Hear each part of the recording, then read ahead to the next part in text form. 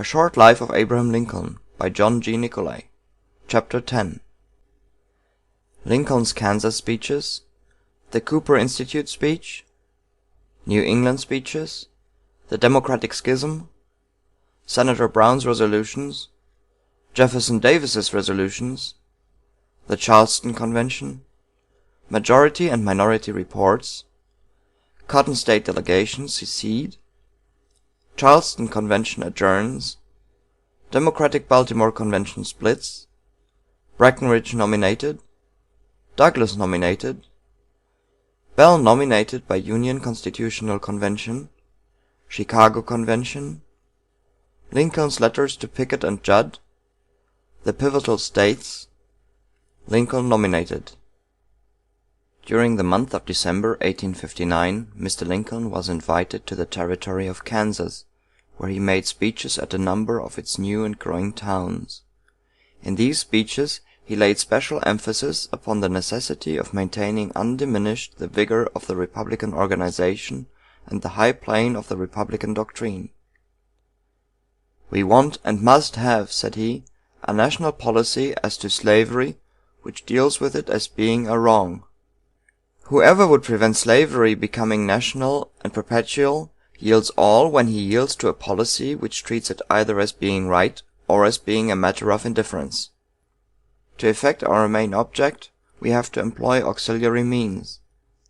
We must hold conventions, adopt platforms, select candidates, and carry elections. At every step we must be true to the main purpose. If we adopt a platform falling short of our principle, or elect a man rejecting our principle, we not only take nothing affirmative by our success, but we draw upon us the positive embarrassment of seeming ourselves to have abandoned our principle." A still more important service, however, in giving the Republican presidential campaign of 1860 precise form and issue, was rendered by him during the first 3 months of the new year.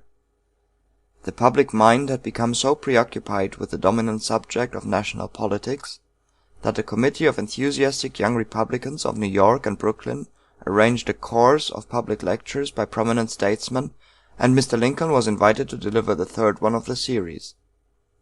The meeting took place in the hall of the Cooper Institute in New York on the evening of February 27th, 1860, and the audience was made up of ladies and gentlemen comprising the leading representatives of the wealth, culture, and influence of the great metropolis. Mr. Lincoln's name and arguments had filled so large a space in Eastern newspapers, both friendly and hostile, that the listeners before him were intensely curious to see and hear this rising Western politician. The West was even at that late day but imperfectly understood by the East. The poets and editors, the bankers and merchants of New York vaguely remembered having read in their books that it was the home of Daniel Boone and Davy Crockett, the country of bowie knives and pistols, of steamboat explosions and mobs, of wild speculation and the repudiation of state debts. And these half-forgotten impressions had lately been vividly recalled by a several years' succession of newspaper reports retailing the incidents of border ruffian violence and Free State guerrilla reprisals during the Civil War in Kansas. What was to be the type, the character, the language of this speaker? How could he impress the great editor Horace Greeley, who sat among the invited guests, David Dudley Field, the great lawyer who escorted him to the platform, William Cullen Bryant, the great poet, who presided over the meeting? Judging from after effects, the audience quickly forgot these questioning thoughts. They had but time to note Mr. Lincoln's impressive stature, his strongly marked features, the clear ring of his rather high-pitched voice, and the almost commanding earnestness of his manner. His beginning foreshadowed a dry argument, using as a text Douglas's phrase that our fathers, when they framed the government under which we live, understood this question just as well and even better than we do now. But the concise statements, the strong links of reasoning, and the irresistible conclusions of the argument, with which the speaker followed his close historical analysis of how our fathers understood this question, held every listener as though each were individually merged with the speaker's thought and demonstration. "It is surely safe to assume," said he with emphasis, that the 39 framers of the original Constitution and the 76 members of the Congress which framed the amendments thereto, taken together, do certainly include those who may be fairly called our fathers who framed the government under which we live. And so assuming, I defy any man to show that any one of them ever in his whole life declared that in his understanding any proper division of local from federal authority, or any part of the Constitution forbade the federal government to control as to slavery in the federal territories. With equal skill he next dissected the complaints, the demands, and the threats to dissolve the Union made by the Southern States, pointed out their emptiness, their fallacy, and their injustice, and defined the exact point and center of the agitation. Holding, as they do, said he, that slavery is morally right and socially elevating, they cannot cease to demand a full national recognition of it as a legal right and a social blessing. Nor can we justifiably withhold this on any ground, save our conviction that slavery is wrong. If slavery is right, all words, acts, laws, and constitutions against it are themselves wrong, and should be silenced and swept away. If it is right, we cannot justly object to its nationality, its universality. If it is wrong, they cannot justly insist upon its extension, its enlargement. All they ask we could readily grant if we thought slavery right. All we ask they could readily grant if they thought it wrong. Their thinking it right and our thinking it wrong is the precise fact upon which depends the whole controversy. Wrong as we think slavery is, we can yet afford to let it alone where it is, because that much is due to the necessity arising from its actual presence in the nation. But can we, while our votes will prevent it, allow it to spread into the national territories and to overrun us here in the free states? If our sense of duty forbids this, then let us stand by our duty fearlessly and effectively. Let us be diverted by none of those sophistical contrivances wherewith we are so industriously plied and belabored, contrivances such as groping for some middle ground between the right and the wrong, vain as the search for a man who should be neither a living man nor a dead man, such as a policy of don't care on a question about which all true men do care, such as union appeals beseeching true union men to yield to disunionists reversing the divine rule and calling not the sinners but the righteous to repentance, such as invocations to Washington imploring men to unsay what Washington said and undo what Washington did. Neither let us be slandered from our duty by false accusation against us, nor frightened from it by menaces of destruction to the government nor of dungeons to ourselves. Let us have faith that right makes might, and in that faith let us, to the end, dare to do our duty as we understand it. The close attention bestowed on its delivery, the hearty applause that greeted its telling points, and the enthusiastic comments of the Republican journals next morning showed that Lincoln's Cooper Institute speech had taken New York by storm. It was printed in full in 4 of the leading New York dailies, and at once went into large circulation in carefully edited pamphlet editions.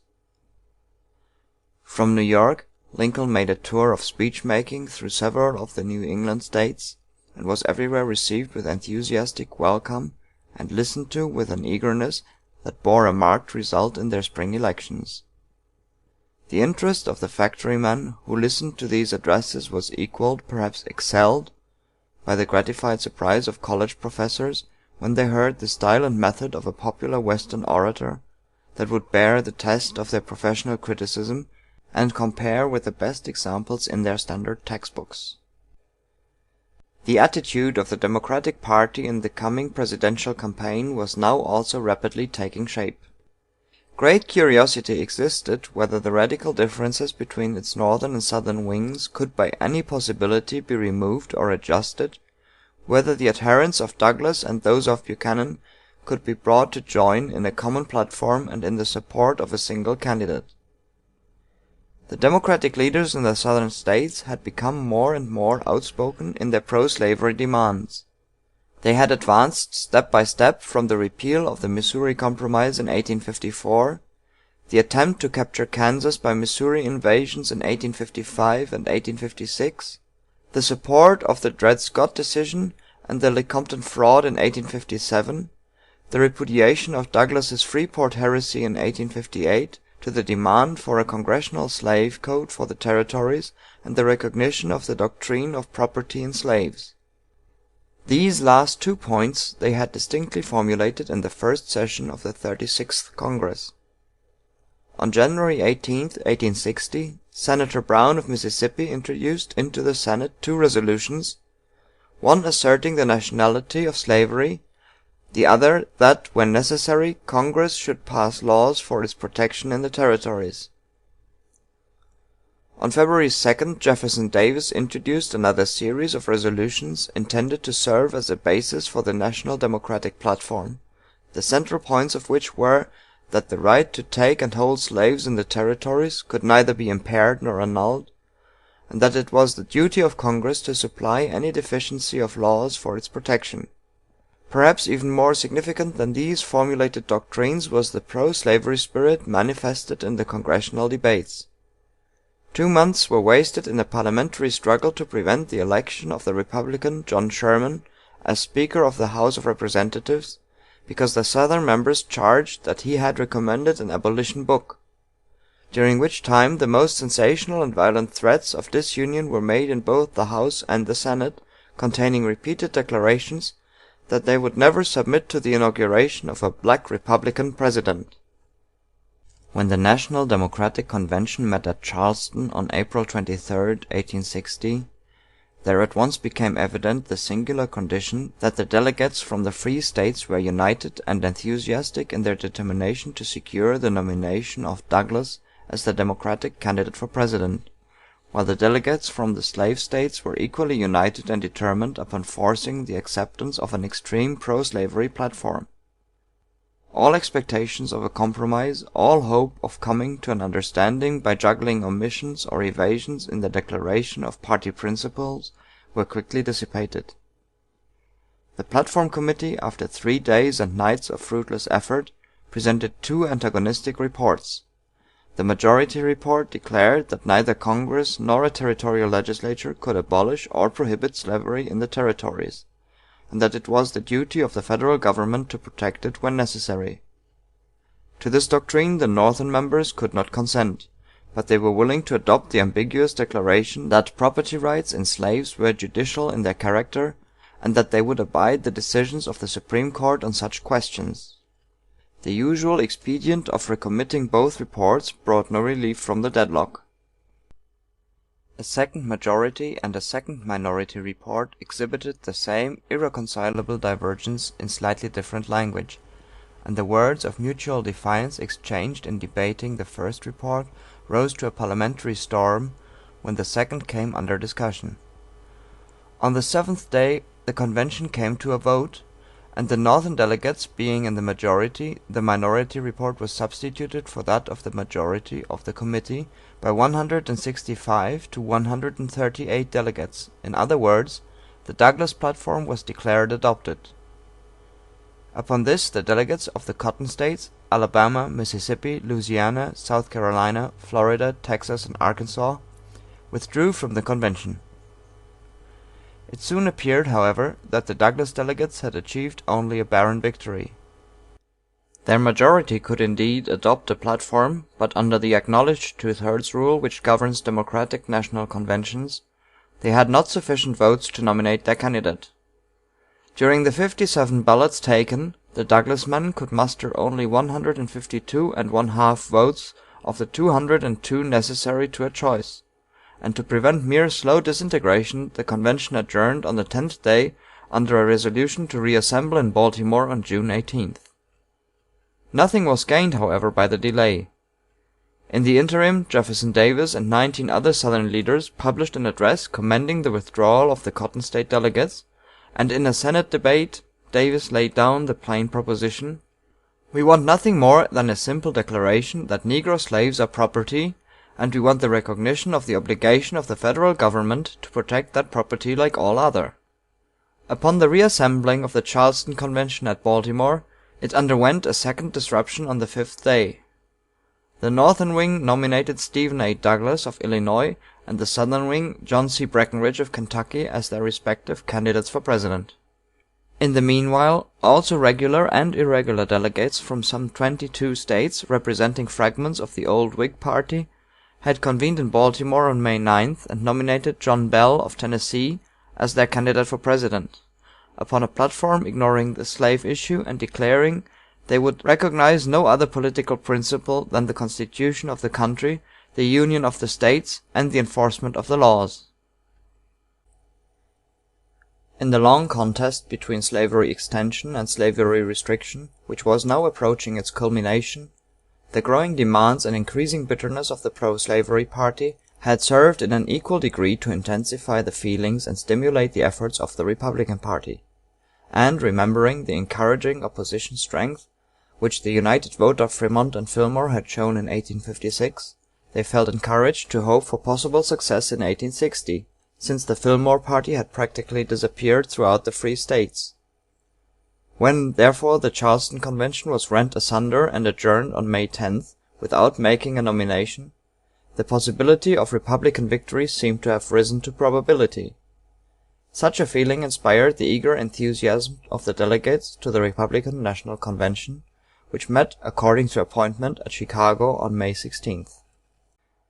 A large temporary wooden building christened the Wigwam had been erected in which to hold its sessions, and it was estimated that 10,000 persons were assembled in it to witness the proceedings. William H. Seward of New York was recognized as the leading candidate, but Chase of Ohio, Cameron of Pennsylvania, Bates of Missouri, and several prominent Republicans from other states were known to have active and zealous followers. The name of Abraham Lincoln had also often been mentioned during his growing fame, and fully a year before an ardent Republican editor of Illinois had requested permission to announce him in his newspaper. Lincoln, however, discouraged such action at that time, answering him, "As to the other matter you kindly mention, I must in candor say I do not think myself fit for the presidency. I certainly am flattered and gratified that some partial friends think of me in that connection, but I really think it best for our cause that no concerted effort such as you suggest should be made." He had given an equally positive answer to an eager Ohio friend in the preceding July, but about Christmas 1859 an influential caucus of his strongest Illinois adherents made a personal request that he would permit them to use his name, and he gave his consent, not so much in any hope of becoming the nominee for president, as in possibly reaching the second place on the ticket, or at least of making such a showing of strength before the convention as would aid him in his future senatorial ambition at home, or perhaps carry him into the cabinet of the Republican president, should one succeed. He had not been eager to enter the lists, but once having agreed to do so, it was but natural that he should manifest a becoming interest, subject, however, now as always, to his inflexible rule of fair dealing and honorable faith to all his party friends. "I do not understand Trumbull and myself to be rivals," he wrote December 9th, 1859. "You know I am pledged not to enter a struggle with him for the seat in the Senate now occupied by him, and yet I would rather have a full term in the Senate than in the presidency." And on February 9th he wrote to the same Illinois friend, "I am not in a position where it would hurt much for me not to be nominated on the national ticket, but I am where it would hurt some for me not to get the Illinois delegates. What I expected when I wrote the letters to Messrs. Dole and others is now happening. Your discomfited assailants are most bitter against me, and they will, for revenge upon me, lay to the Bates egg in the South, and to the Seward egg in the North, and go far toward squeezing me out of the middle with nothing. Can you not help me a little in this matter in your end of the vineyard?" It turned out that the delegates whom the Illinois State Convention sent to the National Convention at Chicago were men not only of exceptional standing and ability, but filled with the warmest zeal for Mr. Lincoln's success, and they were able at once to impress upon delegates from other states his sterling personal worth and fitness, and his superior availability. It needed but little political arithmetic to work out the sum of existing political chances. It was almost self-evident that in the coming November election victory or defeat would hang upon the result in the 4 pivotal states of New Jersey, Pennsylvania, Indiana, and Illinois. It was quite certain that no Republican candidate could carry a single one of the 15 slave states, and equally sure that Breckinridge, on his extreme pro-slavery platform, could not carry a single one of the 18 free states. But there was a chance that one or more of these 4 pivotal free states might cast its vote for Douglas and popular sovereignty. A candidate was needed, therefore, who could successfully cope with Douglas and the Douglas theory, and this ability had been convincingly demonstrated by Lincoln. As a mere personal choice, a majority of the convention would have preferred Seward, but in the 4 pivotal states there were many voters who believed Seward's anti-slavery views to be too radical. They shrank apprehensively from the phrase in one of his speeches that "there is a higher law than the Constitution." These pivotal states all lay adjoining slave states, and their public opinion was infected with something of the undefined dread of abolitionism. When the delegates of the pivotal states were interviewed, they frankly confessed that they could not carry their states for Seward, and that would mean certain defeat if he were the nominee for president. For their voters Lincoln stood on more acceptable ground. His speeches had been more conservative, his local influence in his own state of Illinois was also a factor not to be idly thrown away. Plain practical reasoning of this character found ready acceptance among the delegates to the convention. Their eagerness for the success of the cause largely overbalanced their personal preferences for favorite aspirants. When the convention met, the fresh, hearty hopefulness of its members was a most inspiring reflection of the public opinion in the states that sent them. They went at their work with an earnestness which was an encouraging premonition of success, and they felt a gratifying support in the presence of the 10,000 spectators who looked on at their work. Few conventions have ever been pervaded by such a depth of feeling or exhibited such a reserve of latent enthusiasm. The cheers that greeted the entrance of popular favorites, and the short speeches on preliminary business, ran and rolled through the great audience in successive moving waves of sound that were echoed and re-echoed from side to side in the vast building. Not alone the delegates on the central platform, but in the multitude of spectators as well, felt they were playing a part in a great historical event. The temporary and afterward the permanent organization was finished on the first day, with somewhat less than usual of the wordy and tantalizing small talk which these routine proceedings always call forth. On the second day the platform committee submitted its work, embodying the carefully considered and skillfully framed body of doctrines of which the Republican party, made up only 4 years before from such previously heterogeneous and antagonistic political elements, was now able to find common and durable ground of agreement. Around its central tenet, which denied the authority of Congress, of territorial legislature, or of any individuals to give legal existence to slavery in any territory of the United States, were grouped vigorous denunciations of the various steps and incidents of the pro-slavery reaction and its prospective demands, while its positive recommendations embraced the immediate admission of Kansas, free homesteads to actual settlers, river and harbor improvements of national character, a railroad to the Pacific Ocean, and the maintenance of existing naturalization laws. The platform was about to be adopted without objection when a flurry of discussion arose over an amendment proposed by Mr. Giddings of Ohio to incorporate in it the phrase of the Declaration of Independence, which declares the right of all men to life, liberty, and the pursuit of happiness. Impatience was at once manifested lest any change should produce endless delay and dispute.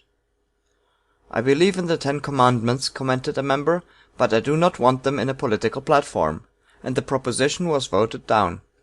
Upon this the old anti-slavery veteran felt himself aggrieved, and taking up his hat, marched out of the convention. In the course of an hour's desultory discussion, however, a member, with stirring oratorical emphasis, asked whether the convention was prepared to go upon record before the country as voting down the words of the Declaration of Independence, whether the men of 1860 on the free prairies of the West quailed before repeating the words enunciated by the men in '76 at Philadelphia. In an impulse of patriotic reaction the amendment was incorporated into the platform, and Mr. Giddings was brought back by his friends, his face beaming with triumph, and the stormy acclaim of the audience manifested the deep feeling which the incident evoked. On the third day it was certain that balloting would begin, and crowds hurried to the wigwam in a fever of curiosity. Having grown restless at the indispensable routine preliminaries, when Mr. Evarts nominated William H. Seward of New York for President, they greeted his name with a perfect storm of applause. Then Mr. Judd nominated Abraham Lincoln of Illinois, and in the tremendous cheering that broke from the throats of his admirers and followers, the former demonstration dwindled to comparative feebleness. Again and again these contests of lungs and enthusiasm were repeated, as the choice of New York was seconded by Michigan, and that of Illinois by Indiana. When other names had been duly presented, the cheering at length subsided, and the chairman announced that balloting would begin. Many spectators had provided themselves with tally lists, and when the first roll call was completed were able at once to perceive the drift of popular preference. Cameron, Chase, Bates, McLean, Dayton, and Collamer were endorsed by the substantial votes of their own states. But two names stood out in marked superiority: Seward, who had received 173 1/2 votes, and Lincoln 102. The New York delegation was so thoroughly persuaded of the final success of their candidate that they did not comprehend the significance of this first ballot. Had they reflected that their delegation alone had contributed 70 votes to Seward's total, they would have understood that outside of the Empire State, upon this first showing, Lincoln held their favorite almost an even race. As the second ballot progressed, their anxiety visibly increased.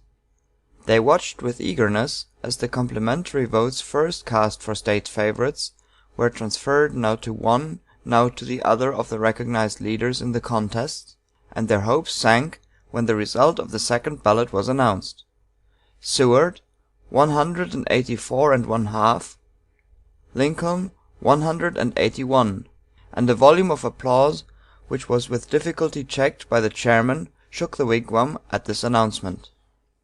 Then followed a short interval of active caucusing in the various delegations, while excited men went about rapidly interchanging questions, solicitations, and messages between delegations from different states.